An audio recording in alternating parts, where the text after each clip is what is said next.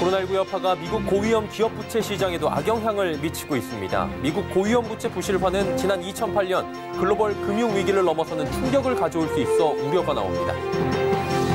한미 통화수합 본계약이 이번 주 중 마무리되고 이에 따른 1차 달러 공급이 이르면 다음 주 중에 이뤄질 것으로 보입니다.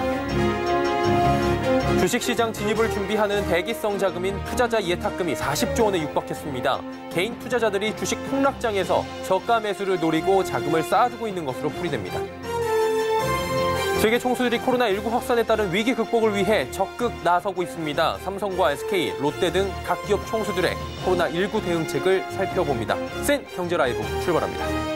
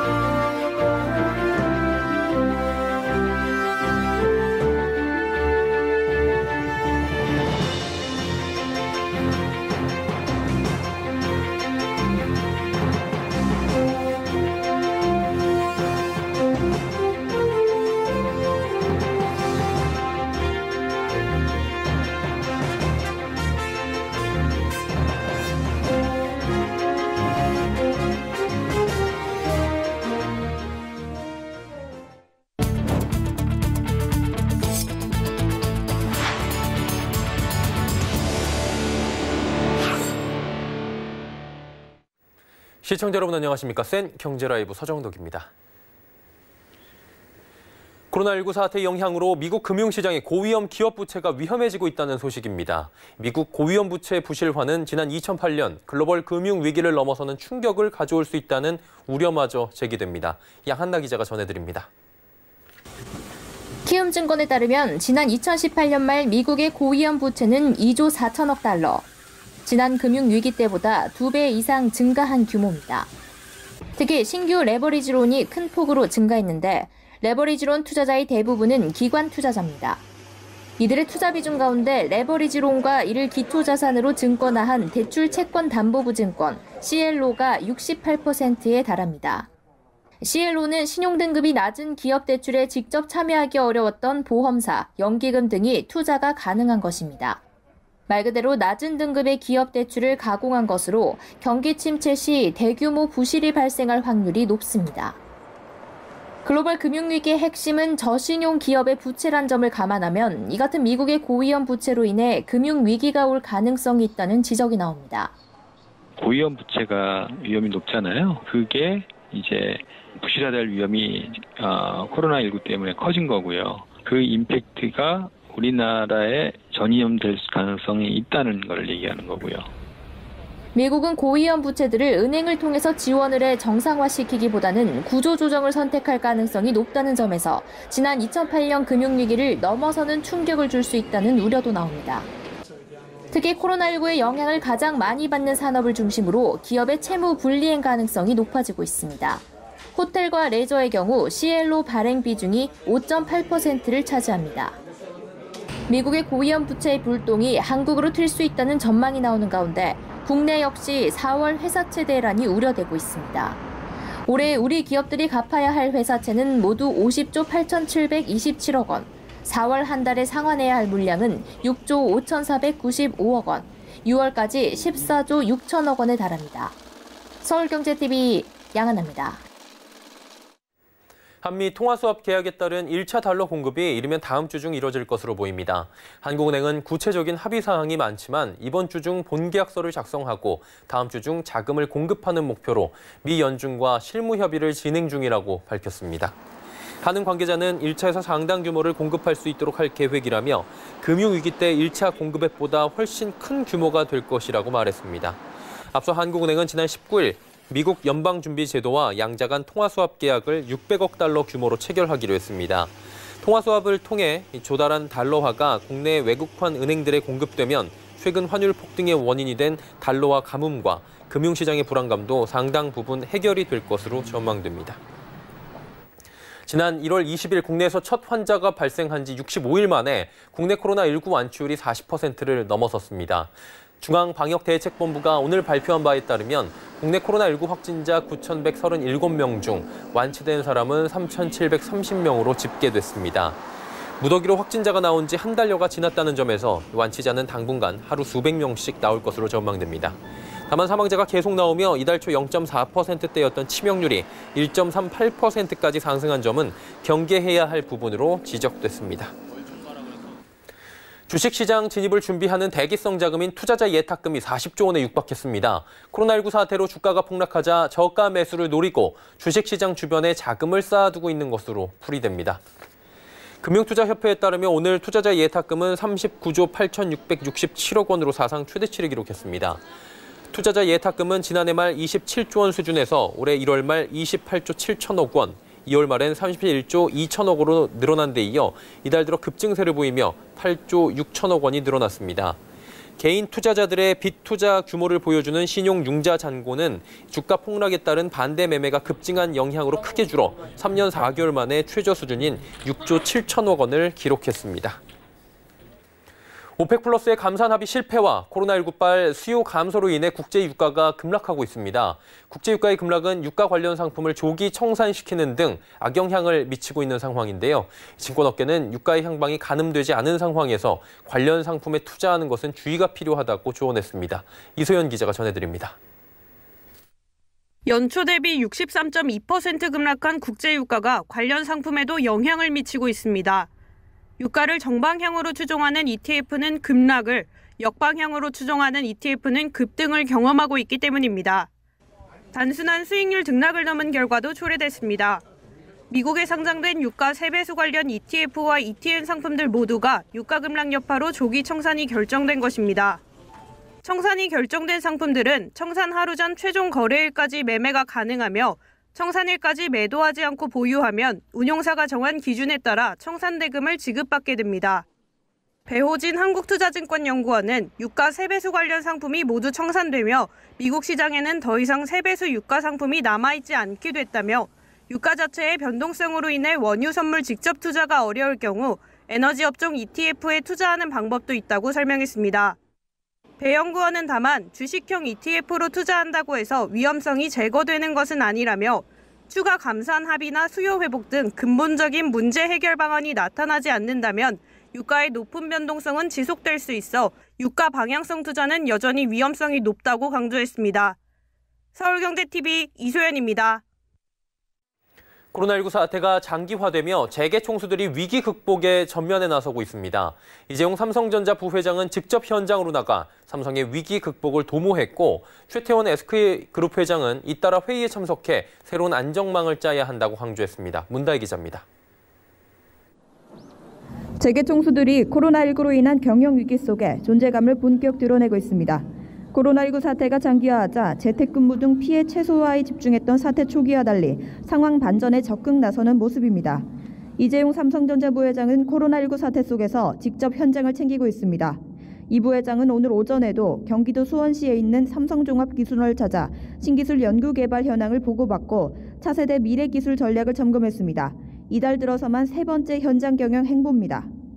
이 자리에서 이 부회장은 어렵고 힘들 때일수록 미래를 철저히 준비해야 한다면서 국민의 성원에 우리가 보답할 수 있는 길은 혁신이라고 강조했습니다. 최태원 SK그룹 회장은 화상으로 열린 스펙스 추구 협의회에서 잘 버텨보자는 식의 태도를 버려야 한다며 새로운 안전망을 짜야 한다고 당부했습니다. 스펙스 추구 협의회는 SK그룹의 16개사 최고 경영자들의 경영협의기구로 최 회장은 평소 참석 대장은 아니지만 이날은 직접 화상으로 메시지를 전한 겁니다. 최 회장은 또 관계사들을 향해 각사는 스스로 생존을 위한 자원과 역량을 확보하고 지속 가능성에 관해 투자자 신뢰를 얻어야 한다며 생존 조건 확보를 주문하기도 했습니다. 신동빈 롯데 회장도 어제 비상경영회의를 열어 전 계열사들이 국내외 상황을 지속 체크하고 사업 전략을 재검토해야 한다고 당부했습니다. 롯데는 그룹의 경영계획 수정을 검토하고 재무관리 관련 가이드라인을 수립해 전 계열사에 안내하며 코로나19 사태 이후의 대비책 마련에 집중하고 있습니다. 서울경제TV 문다희입니다.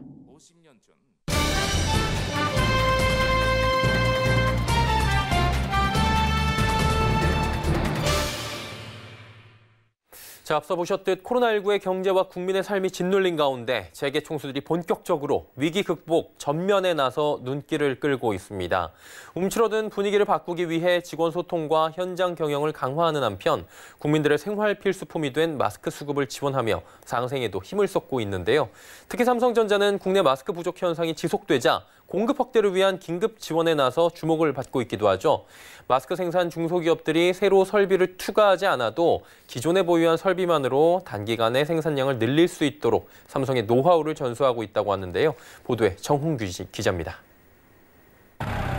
지난해 하반기부터 마스크 생산 사업에 진출한 화진산업. 새로운 사업을 시작한 지 얼마 되지 않아 코로나 사태를 겪으면서 생산 라인의 불안정과 원자재 부족 등의 문제에 직면했습니다. 이 소식을 접한 삼성전자는 지난달 제조 설비 분야 베테랑들을 이 공장으로 급파했습니다. 삼성전자의 제조 전문가들은 공장 내 공간에 최적화되도록 설비 배치를 변경하고 부족한 필터 원료도 신규 공급처를 연결해줬습니다. 그 결과 화진산업의 마스크 생산량은 하루 4만 개에서 10만 개로 증가했습니다. 또 다른 마스크 생산 기업 레스텍도 새로운 생산 설비 추가 없이 생산량을 기존보다 50% 늘렸습니다. 삼성전자에서 파견한 제조 전문가들이 마스크 포장기계 센서를 개선해 포장과 인쇄를 한 번의 공정으로 단축해준 결과입니다. 하루 마스크 50만 개를 생산하는 ENW는 쏟아지는 주문을 소화하기 위해 신규 장비를 들여왔지만 전문 엔지니어가 없어 설치에 어려움을 겪었습니다. 삼성전자는 이달 초 이곳에 전문 인력을 파견해 신규 장비 설치를 완료했습니다. 이렇게 삼성의 지원을 받은 기업 3곳의 마스크 생산량은 총 71만 개에서 108만 개로 50% 넘게 증가했습니다. 평균 25년 삼성전자에 근무한 제조설비 전문가 30여 명이 열흘 동안 상주하며 이뤄낸 결과입니다. 이 마스크 생산이라도 잘 돼서 전 국민들한테 이게 자유스럽게 보급이 됐으면 하는 바람입니다. 국내 생산 지원과 함께 삼성은 해외 법인 등 글로벌 네트워크를 통해 마스크 28만 개를 확보해 국내에 기부했습니다. 앞으로도 추가 물량이 확보되는 대로 국내 수입을 연결해 마스크 대란 해소에 일조할 계획입니다. 서울경제TV 정훈규입니다. 이처럼 삼성을 비롯해 현대차와 SK, LG 등 4대 그룹 총수들이 위기 상황 전면에 나서며 국가적 재난 극복을 위한 첫 대비전을 치르고 있습니다. 자세한 내용 경제산업부 정세미 기자 연결해서 들어보도록 하겠습니다. 정 기자 안녕하세요. 네, 안녕하세요. 네, 최태원 SK그룹 회장 제외하고 삼성, 현대차, LG 이른바 새내기 총수들은 이런 국가적인 재난 상황이 처음이라고요. 네, 그렇습니다. 이재용 삼성전자 부회장과 정의선 현대차그룹 수석 부회장, 구강모 LG그룹 회장 등의 그룹 3, 4세들이 경영 전면에 나선 건 지난 2018년입니다.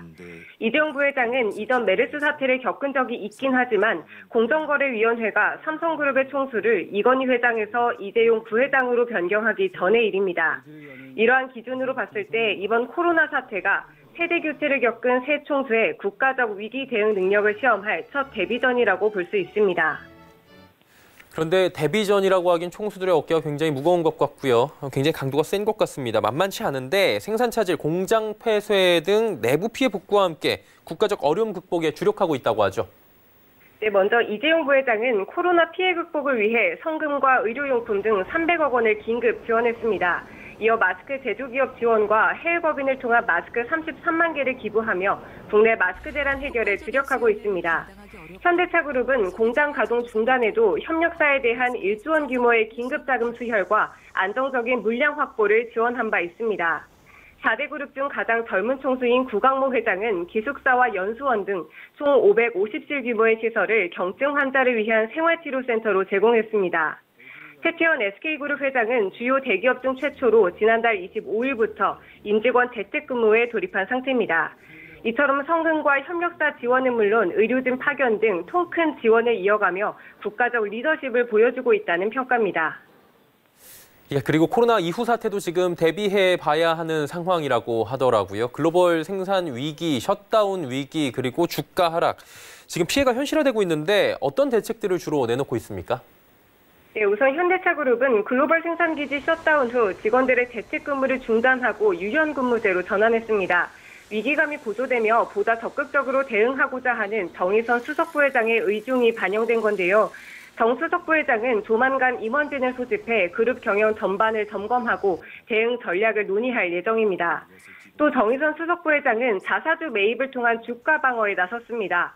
이틀에 걸쳐 현대자동차와 현대모비스 주식 280억 원어치를 매입했는데요. 이는 현대차 20만 주와 현대모비스 10만 6천 주에 해당합니다. 정 부회장이 자사주를 매입한 건 5년 만에 처음입니다. 현대차와 현대모비스 주가는 지난 2월 중순 기준 13만 원대와 23만 원대였지만 코로나 사태 후 6만 원대와 12만 원대까지 떨어졌습니다. 현대차그룹은 정 부회장의 이번 주식 매입이 책임 경영을 위한 조치라고 설명했습니다. 예, 그리고 현장 경영 일정도 좀 미뤄졌었다라고 저희가 들었는데 피해 복구 위해서 이제 총수들이 다시 현장으로 향하고 있다고요? 네, 이재용 부회장과 최태원 회장은 오늘 현장 점검에 나섰습니다. 이재용 부회장은 삼성 종합기술원을 찾아 차세대 미래기술 전략을 점검했는데요. 재택근무 중인 최태원 회장은 화상회의를 통해 코로나 대응 전략을 수립했습니다. 16개 주요 관계사 대표들이 참여하는 경영협의에 참여해 자원과 역량 확보를 주문한 것으로 알려졌습니다. LG는 이달 전세기를 통해 베트남으로 직원들을 급파합니다. 베트남 현지 가전과 스마트폰 공장 가동을 위한 필수 인력들로 LG전자와 LG디스플레이, LG이노텍 3사와 협력사 임직원 250명이 오는 28일과 30일 베트남으로 떠날 예정입니다. 이는 LG전자의 인도 노이다 푸네 공장이 이달 말까지 공장을 멈췄기 때문입니다.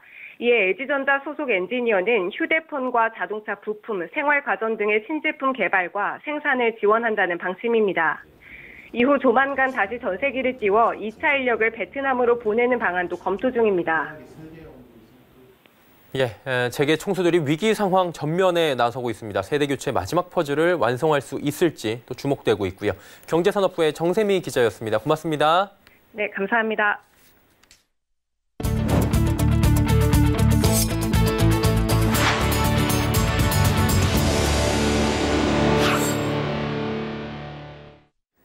전국경제인연합회가 긴급 기자회견을 열고 경제계의 절박함을 대변해 목소리를 냈습니다. 정경련은 경제를 살리기 위한 특단의 대책으로 주식 반대 매매 일시 중지와 기업 규제 유예 등을 요구했습니다. 서청석 기자입니다. 코로나19 장기화로 경제 위기감이 고조되는 가운데 재계는 정부에 전방위적인 경제 분야 대책을 요구했습니다.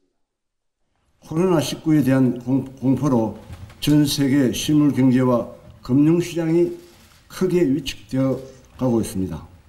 방역만큼이나 경제 분야에도 특단의 대책이 요구되는 이유입니다.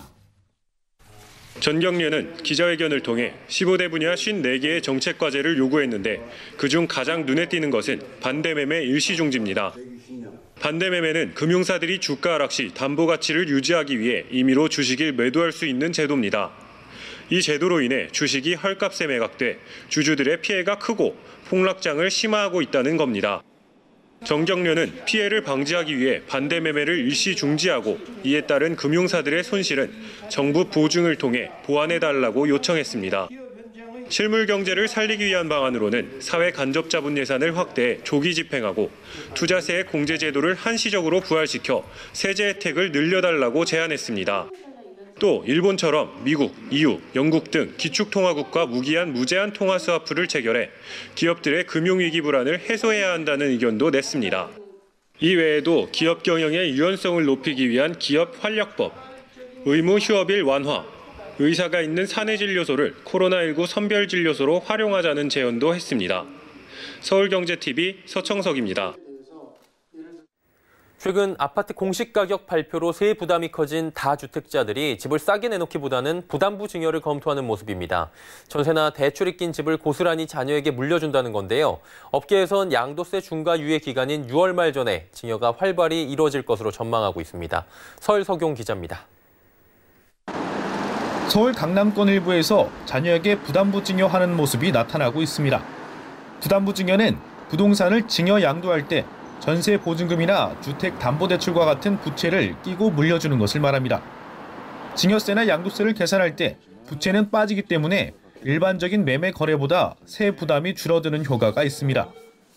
최근 강남 상구에서 시작된 아파트값 하락세가 인근 지역으로 확산하고 있고 공시가격 상승으로 다주택자의 경우 보유세 부담도 커졌습니다. 싸게 파느니 집 없는 자녀에게 물려주단 생각인 겁니다. 한국감정원에 따르면 서울 아파트 거래량은 지난달 기준 16,515건으로 지난해 12월보다 9.7% 줄었습니다. 반면 증여는 이 기간 1,327건에서 1,347건으로 소폭 늘었습니다. 특히 고가 아파트가 밀집한 서울 강남구의 경우 증여 건수는 148건에서 230건으로 55%나 증가했습니다. 전문가들은 다주택자의 증여 분위기가 더 활발해질 것으로 관측하고 있습니다. 갖고 계신 부동산들이 대체적으로 고가에 혹은 이제 강남이든 혹은 이제 입지나 좋은 곳들, 보유할 만한 가치 있는 것들 중심으로는 계속 양도보다는 어떤 증여 형태 좀 자주 발생할 가능성이 좀 높습니다. 업계에선 다주택자의 증여는 양도소득세 중과 유예 기간인 6월 말까지 계속될 것으로 전망하고 있습니다. 서울경제TV 설석용입니다. 정부가 금융지원 방안을 속도감 있게 실행하기 위해 금융권에 협조를 당부했습니다. 정세균 국무총리는 오늘 서울은행회관에서 열린 코로나19 위기 극복을 위한 전 금융권 간담회에 참석해 지금이야말로 소상공인과 자영업자, 중소기업들에 대해 금융권이 펼쳐주는 우산이 필요한 때라며 금융권의 지원을 당부했습니다. 정 총리와 금융위원회, 금융감독원, 전 금융권협회 등은 이날 간담회 이후 코로나19 위기 극복을 위한 금융지원 협약을 체결하고 국내 경제를 안정시키기 위해 전 금융권이 힘을 합칠 것을 약속했습니다. 이날 협약에는 중소기업, 소상공인의 초저금리 자금 공급, 자금난 기업의 여신 회수 자제 등의 내용이 담겨 있습니다. 앞서 정부는 코로나19 관련 금융시장 안정화 방안으로 100조 원을 투입하기로 하고 채권시장 안정펀드와 증권시장 안정펀드에 각각 20조 원과 10조 원을 조성키로 했습니다. 정부가 지난 2017년 주거복지 로드맵에서 지정한 공공주택지구 10곳의 지구계획 승인을 올해 마무리할 계획이라고 밝혔습니다. 국토교통부는 2022년도까지 공공주택 100만 가구를 공급하는 내용의 주거복지 로드맵을 2017년 11월 발표하고 이듬해인 2018년 경기 남양주 진접 2지구, 부천 괴안, 원종 등 10개 지구를 지정한 바 있습니다. 10개 지구 중 현재까지 지구 계획이 완료된 곳은 남양주 진접 2지구와 구리 갈매 역세권, 군포 대야미, 부천 괴안 원종, 경산 대임 등 6개 지구입니다. 성남 금토, 목정 1, 2, 의왕 월암 등 나머지 4개 지구는 올해 안에 지구계획 승인을 완료할 계획입니다. 이들 10개 지구에는 임대, 행복주택, 민간 아파트 등 총 4만 8천 가구의 주택이 공급됩니다.